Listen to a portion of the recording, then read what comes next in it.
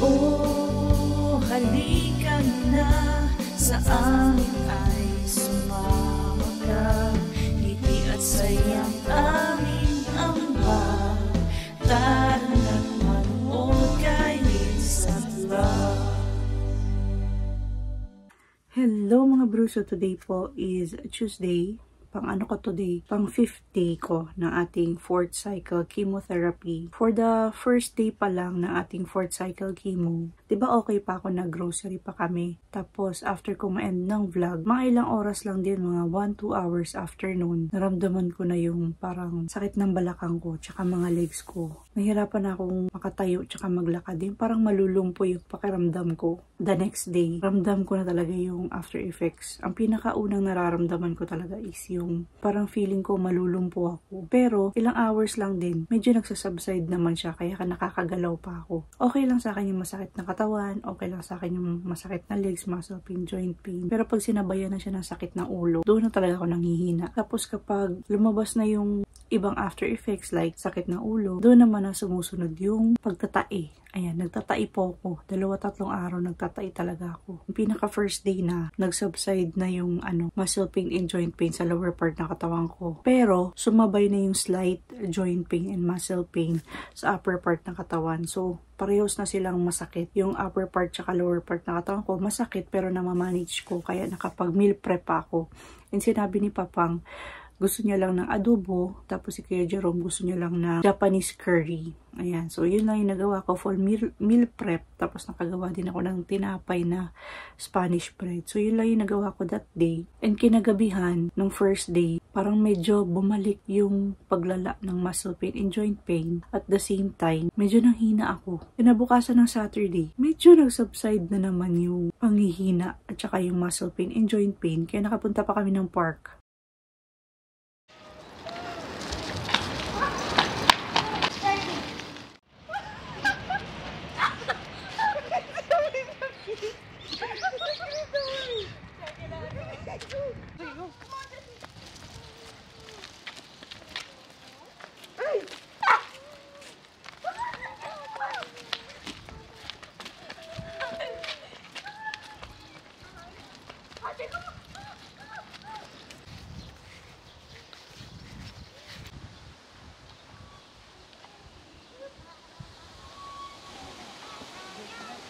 Dito kami sa park. Today is Saturday. Alas 10 ng umaga. Ang second day today natin. Galing sa ating 4th cycle chemo. Meron na akong muscle pain and joint pain. Pero namamanage ko naman siya kasi hindi naman masakit yung ulo ko nga.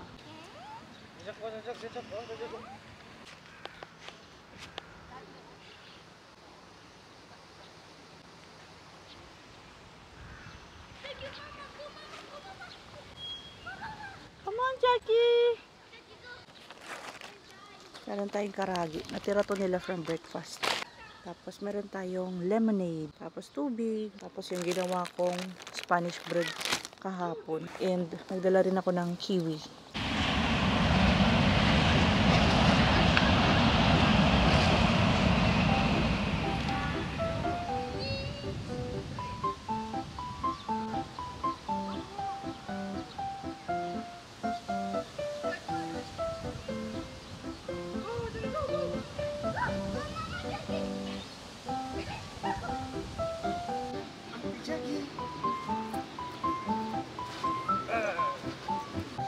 Come on, Jackie, come on. Ate, come on.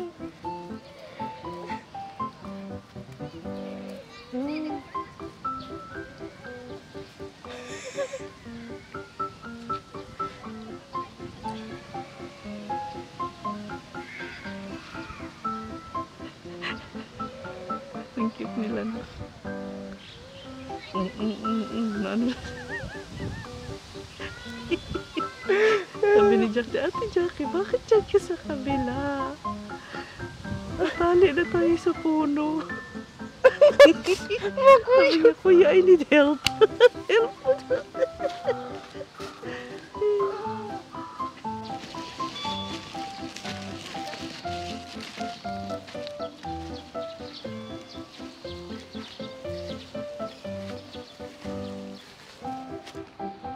Anong nangyari?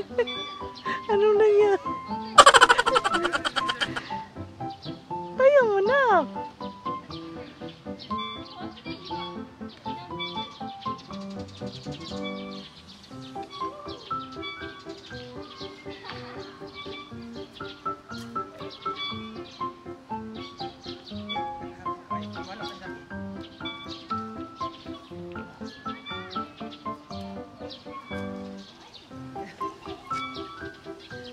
strong yarn.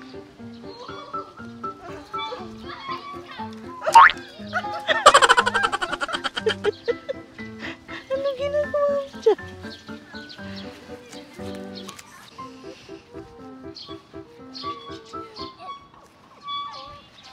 Merienda daw muna si Matang Lawin.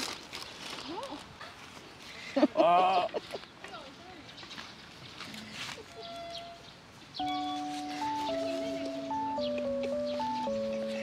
Ang cute niya.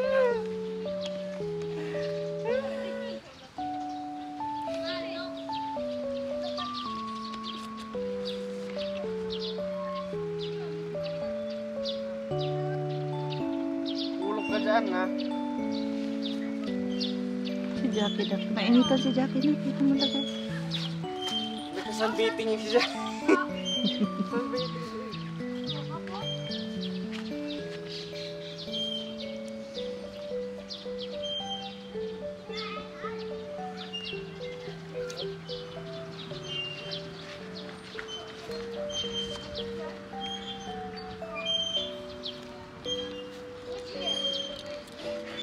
Aray!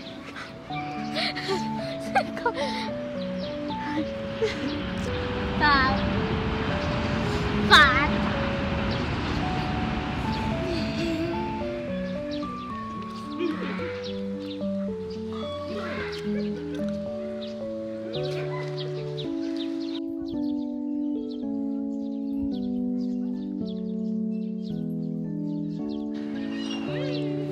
Jackie rin daw. Wait lang. Tumate, Jackie, tumate.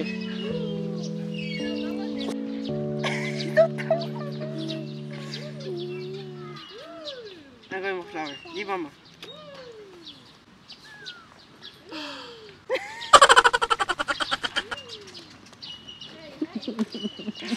Parang correct eh. Anong amoy dyan? Anong amoy? Anong amoy?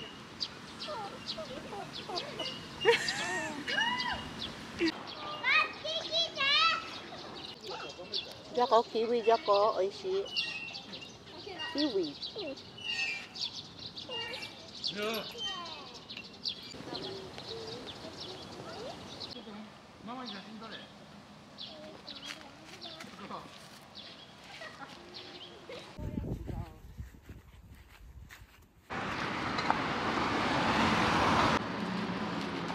Go, go.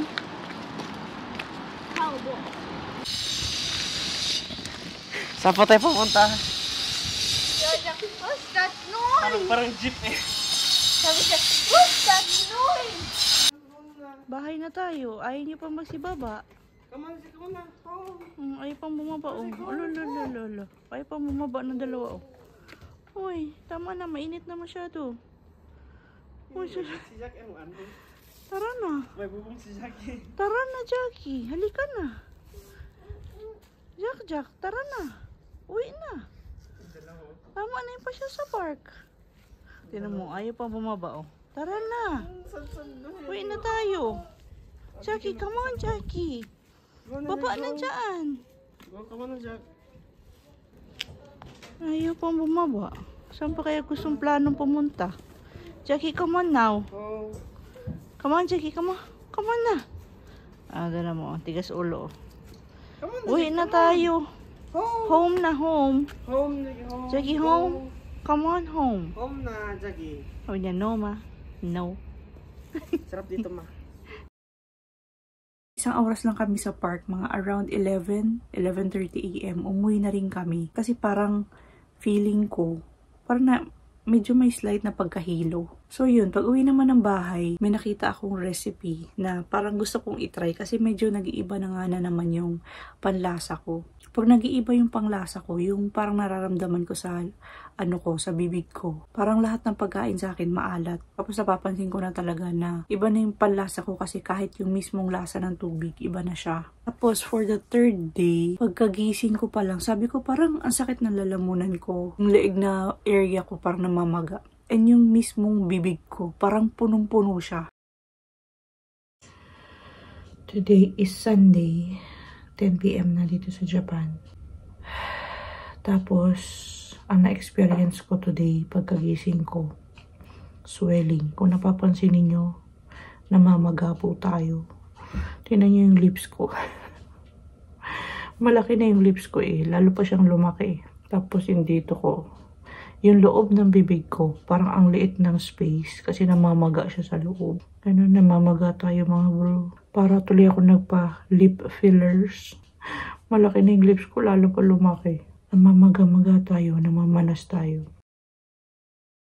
Ang nangyari pala, na-experience ko na yung swelling. Medyo nahihirapan ako magsalita. Parang hindi siya normal, ganon. Tapos, na-experience ko na yung parang sore throat. So, mas nakadagdag yun sa paghirap ko sa pagkain. And medyo sumasakit yung sikmura ko. Nafe-feel ko na yung heartburn. And yung parang acid reflux ba yan? Nahirapan ako matulog. Sobrang sama ng pakiramdam ko nung Sunday. Pati yung mga tingling sensation sa daliri, tsaka yung numbness sa kamay. Pero, namamanage ko na. Nung nausea from Saturday, Sunday, yun, na-feel ko na naman. Pero kahapon, Monday, dahil nga may iniinom tayo na anti-nausea at saka yung parang sa tiyan, medyo nag-subside na kahapon lahat ng mga nararamdaman ko. Tapos yung sore throat, medyo okay na din ngayon. Nakakalanok na rin ako ng normal. Kasi nung nag-sore throat ako, hindi ko siya malunok. Pero yung parang yung boses ko ngayon medyo iba pa rin. Gusto ko sanang mag-walking today sa labas. Pero umuulan, so okay lang. Kasi umulan. Tapos wala pa ako energy kaya hindi ako makapag-walking. Medyo okay na ako today. Pero wala lang ako energy. And sa mga susunod na araw nito, pray ko lang na bumalik na ulit yung energy ko. Ang tanging kalaban ko lang talaga is yung panlasa. Ang current weight, nagtimbang ako kanina. 81 yung last nating timbang doon sa hospital. Ang weight ko ngayon is, timbang ko kanina, 79.8. So, nabuwasan naman ako ng 1 kilo. Kasi kung hindi ako nagkakamali, nung third cycle, parang 81.7 ata ako, 81.6. Tapos nung nag-fourth cycle tayo, naging 81 na lang siya. And yung parang tumor ko dito sa breast ko, parang nawala na talaga siya. Mga bro. Hindi ko na siya makapa. As in. Kasi dito yun eh. Meron siyang ditong parang bukol dito. Ngayon as in, wala na talaga siya. Nakaka-happy. Kaya nga siguro sinuggest din ng doctor na hindi ko na kailangan ng operation. After ng 6 cycles siguro ng chemo, gagawin ako ng mga scans, tapos ipipet scan na naman siguro ako. Yan ang pinagpipray ko talaga yung tumor din sa liver. Kasi meron din akong tumor sa liver. Pinagpipray ko na pag nakita sa PET scan, sana nawala din yung tumor ko sa liver. And yung sa bones ko din. Kasi napansin ko, meron itong parang ano dito, may bukol ito dito eh. Nawala yung bukol ko dito sa bone, sa collarbone ko. Tapos yun nga, yung kumalat na mga cancer cells sa lungs, kaya lagi akong hinahapo. Tapos yun nga, yung ating ano sa liver, ating tumor din sa liver. Yun yung parang pinipipray namin ni Papang na sana pati yun natunaw na din. Sobrang ganda ng prognosis ko mga bro. Sobrang maraming salamat po sa prayers. Kailangan lang tayo mag-prepare. Nasa in the future, kung ano mang mangyari. So far, ready naman kami. And super excited ako after ng 6 cycle ng chemo. May 2 places na akong gustong puntahan. Na-reserve ko na pala yung pang second place na gusto kong puntahan. Yun yung place na hindi namin napuntahan before bago ako na-diagnose ng cancer. Sobrang excited na ako. Naiiyak ako.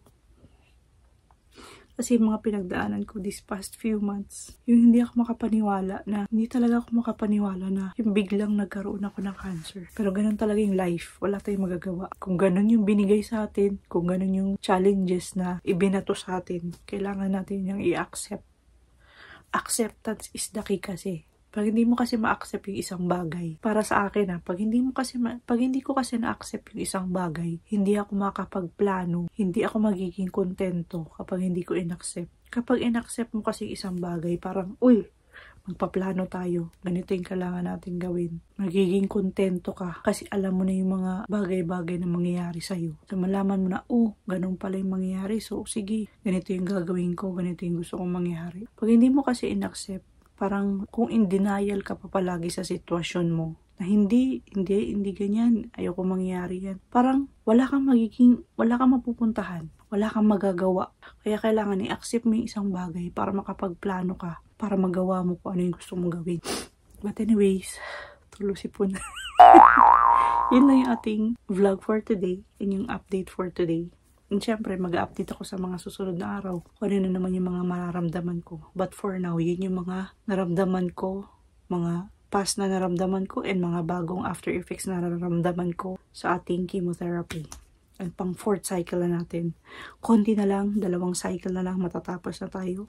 Super excited ako. Mamamasyal tayo sa August and mamamasyal tayo sa September kasi naka-reserve na yung mga stays namin. So, ayan mga pro. Go, go, go lang. Go, go, go. Okay?